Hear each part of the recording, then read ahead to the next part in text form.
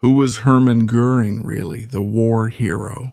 The squadron mate of the legendary Red Baron, Manfred von Richthofen, credited with 22 victories in aerial duels during the First World War. Or the Reich Marshal, pompous, arrogant, dressed in his flashy, flamboyant uniform. He was the friend of aristocrats, the man who, through his own influence, managed to introduce a young Adolf Hitler into the influential circles of post-war Munich. Or he was the individual addicted to morphine due to a wound he received during the putsch. He was always absent from Munich, the one from the Burgerbräu Keller. He was a shrewd tactician, or was he just a cowardly manipulator? Was he the father of the Luftwaffe, or was he just a braggart? And then how did Hermann Göring really die? There are so many questions about this figure, so imposing even physically, of the Nazi Reich. What we know about Hermann Göring comes from his biographies. First a young infantry officer, then quickly transferred to the newly formed German Imperial Air Force, his entry into the legendary squadron of the Red Baron, the so-called intriguing Baron, but he acted like a baron, directed by the Black Teufel in the Nazi company Orchestra Lichtschwarer. A little bit. Marco Sardinia, profession permits sometimes. And 4 smart kingdoms of average testimony. He was already seen right after the war ended when by plane piloting himself after becoming a civil aviation pilot. He brought Baron Erich von Rosen to Sweden, and thanks to Baron von Rosen met one of the most beautiful women in Sweden, Karen, his first wife, who at the time was already married and whom he convinced to divorce her husband to be with him. Even though she was already ill, she suffered from epilepsy. A few years later, she would contract tuberculosis, which would be fatal for her. In her honor, Hermann Göring would name the estate he purchased several years later Karen Hall. It was a bit of a tribute to that beautiful woman he had loved, but loved not so much for her spirit, but rather because she represented the pinnacle of beauty. Can it be said that Göring was obsessed with the values of purity and beauty to the point of being a fanatic about works of art? During the war, Hermann Göring accumulated incredible treasures by raiding them, simply looting. Both private collections and major museums, including the Louvre, with many works of art kept in the Parisian Museum. The Reich Marshal had placed a sort of personal claim on about 30% of the entire collection. That's really a lot. In some cases, Göring also had a passion for what was called so-called degenerate art. Imagine the Macchiaioli, but also the Expressionists, the Impressionists, the Dadaists. Everything that, officially, according to Nazi doctrine, had to be destroyed as a symbol of non-Aryan art. Well, Göring liked it, and using the excuse of personally taking care of the destruction, he would take it for himself. But Göring was also something else. Göring was the father of the Luftwaffe, the Nazi military air force for World War I, an air force recreated almost from scratch, since the Treaty of Versailles had severely limited the military capabilities of the Weimar Republic's Germany. Let's remember a heavily reduced army, no more than 100,000 men, a navy that was substantially reduced, limited to self-defense, with rather old ships and no submarines, and an air force that was almost non-existent, only transport planes, mainly civilian. When Hermann Göring takes control of the nascent Luftwaffe in 1935, he shapes it into something that, within a few years, will become lethal, something never seen before. A weapon capable of acting both independently and in symbiosis with the army, in what would later be called the Blitzkrieg, according to the theories already advocated by General von Seeckt several years earlier. And for this reason, I invite you to watch again our video dedicated to the figure of Hans von Seeckt. But Göring was also a very shrewd politician, it must be said. When the 1920s began, he moves closer to strongly nationalist positions. He himself was well connected in the high society of Munich, Bavaria. He was the one who introduced a young man, Adolf Hitler, who at the time was little more than a drifter. That corporal of Austrian origin, who had enlisted in a Bavarian regiment, had fought at the front on the Somme. He had been wounded twice, the second time in the eyes due to gas irritation, and had become a police informant. It was Göring who introduced Hitler to high society, to the influential salons, where, among other things, Hitler found fertile ground to stimulate and provoke the fear of the return of the Reds, of those communists who had tried to establish a Soviet republic in Bavaria. He managed to get enough money to plan the rise to power, a rise to power that, as we well know, did not go well, at least at the beginning, with the Berger-Bräukeler Putsch, which was crushed in less than 24 hours. Göring managed to escape the subsequent repression. He didn't end up in prison like Hitler or Hess, and he didn't receive immediate clemency from the court. Unlike, for example, Ludendorff and Röhm, no, Göring had to spend a period in exile abroad, and it was there that he began to become addicted to a morphine derivative. Wounded in the groin during the riots of the Putsch, Göring had been treated with that new morphine-derived drug, from opiates to ease the pain. And from then on, he would develop an increasingly tragic addiction, eventually becoming almost a drug addict. After returning to Germany, thanks to an amnesty, he initially became a sort of right-hand man to Ernst Röhm, or even a man on equal footing with him, managing the Sturmabteilungen, the assault sections, the lower ranks of the Nazi Party, those men in brown shirts who spread terror in the cities seeking confrontation, even armed with any other political faction, and then attacking synagogues, churches, union centers, labor halls, and much more. But in 1931, something different happened, with an almost unexpected move. The old president, Paul von Hindenburg, had granted Hermann Göring, perhaps under pressure from conservative circles, the rank of infantry general, and he took off the brown Sturmabteilungen uniform.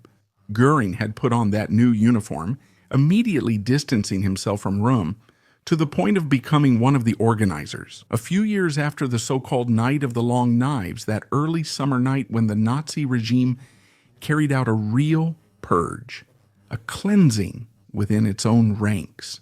Under the blows of the SS, Röhm had fallen, but also Georg Strasser, the former leader of the most radical and revolutionary wing of the Nazi Party, who had been placed on the list of enemies. It was Hermann Göring who, during the same period, began to develop the strategy of prison camps for the enemies of the state. He also proposed creating a secret police, which became the Geheimstaatspolizei, or Gestapo. After some time, Himmler took control from him and gave it to Reinhard Heydrich, and it was later merged into the Reich Sicherheitshauptamt. This was Hermann Göring before the war, but who was he during the war? He was Marshal of the Reich, a title awarded during the conflict that made him, after Hitler, the Reich's first soldier, the highest-ranking officer in command. Even though, in reality, if you look closely, Göring never actually commanded anything or anyone, not even his Luftwaffe, despite being very proud of it. Maybe too proud to the point of proclaiming several times that no enemy plane would ever dare to fly over the skies of Germany or bomb the Ruhr. Promises that were not kept, just as the guarantees offered by Göring of air cover by the Luftwaffe during Operation Overlord, that is, the Normandy landings, would not be kept. That air cover, which would have been necessary to try to repel that huge amphibious assault, never materialized. And for this reason, too, the Allies managed to land without too many problems, except in some areas of Normandy, and from there establish a powerful bridgehead to take back Europe. Göring, then, was a military man, yes, but only trusted up to a certain point. After all, by the middle of the conflict, Göring's military influence had already faded. He had become more of an organizer. He had become the head of the four-year plan office. A plan for the continuous rearmament of Germany and aggressive economic development, as well as increasingly advanced new technologies. He had also become, at least initially, the organizer of a sort of forced Jewish migration to make Germany a land without Jews, initially thinking of transferring them elsewhere. It was also Göring who had signed the first order for the definition of the so-called Jewish race problem, the infamous final solution. It was Göring who gave the order to Reinhard Heydrich to convene in January 1942 a meeting in a villa at Am Großen Wannsee in a western suburb of Berlin for a meeting that would change history. We've already discussed that. Meanwhile, Göring had faded into the background and more. Even though he was appointed in 1941 as the first in the line of succession as Führer after Adolf Hitler, and ahead of him, who would soon make a rather enigmatic escape to Scotland. Well, Göring had almost become a pariah within the regime, and not just because his vices had become more and more evident. At one point, Göring weighed 140 kilograms, which was abnormal for someone of average height. Not only did he continue to use drugs and alcoholic beverages, he acted almost like a Roman emperor, with togas, tunics, red painted nails, and a lyre to play, as if he saw himself as a modern Nero. To the visitors of his country estate, Karim Hall praised the Latin classics, praised the Roman Empire, and said that the 1,000-year Reich would be a new Roman Empire. And he would show off his art collections, those collections that, as we said, were the result of looting. He had become an uncomfortable presence for some people in the middle of Europe. That someone was Martin Bormann, the party's secretary, a sort of two-headed monster. Göring and Bormann, one against the other, Bormann whispering in Hitler's ear, and Göring shouting about all this. A confrontation ending in April 1945. A particular month, a decisive month, because with the war now lost, Hitler had decided to stay in Berlin basically to die. We discussed this in another video. And while Göring didn't want to stay in Berlin, Bormann stayed with the boss. Göring didn't. He had withdrawn to Berchtesgaden, the mountain estate that Hitler liked so much except for the Eagle's Nest, which he didn't like to visit because he suffered from vertigo. At the Berghof, Göring had opted for the final move to take control of the Reich. After all, he had no illusions. He understood that Hitler had decided to stay in Berlin and die like a martyr. On April 22, 1945, Göring had drafted a very well-written telegram to ask Hitler for authorization, within a few hours, to personally take over as the heir of the Reich, judging the capital, Berlin, and therefore everyone in it, to be now compromised. On that occasion, Bormann set up his revenge. He whispered once again in Hitler's ear, suggesting that Göring was a traitor. And the proof was that telegram, the intention to bypass a still-living Führer in order to take his place, Hitler, who had become increasingly paranoid. In that case, he listened to Bormann and ordered the immediate arrest of the Reich Marshal, which was carried out. Not his execution, despite Bormann having insisted. Göring spends part of the last days of the Nazi regime under house arrest until May 1, 1945, when the SS stationed at Berchtesgaden basically set him free. They have no more orders. Hitler is dead, Goebbels has killed himself, and Göring is useless. At that point, Göring decides to surrender to the Americans, knowing the Soviets would show no mercy. Perhaps there could be a dialogue with the Americans, especially because, as has already happened with other high-ranking members of the regime, like Himmler, Göring is convinced he can negotiate peace, or at least to sell what he knows to the Americans, maybe even by relying on an alleged benevolence toward the Jews. Thanks also to the good offices of his brother, who never, the Nazi state, however, had helped save some Jews from concentration camps and gas chambers. On May 9, 1945, exactly 24 hours after Germany's unconditional surrender signed by Keitel and Jodl, Göring surrendered to the Americans. But the Americans have no intention of treating him as an equal. In fact, they lock him up in prison. Göring will be one of the main figures in the major trial, the Nuremberg trials, the trial that will make history. a trial for war crimes and also for crimes against humanity, crimes of which Hermann Göring is also accused. Despite trying to defend himself in various ways, despite testifying on the stand, but sometimes evasively, sometimes cryptically, admitting and denying, but without giving the impression of being fully sincere or remorseful. And when the International Court pronounces the sentence of death by hanging, Göring has one last surge of pride. He asks, as an old soldier, to be shot, but this favor is not granted to him. He will also have to be hanged.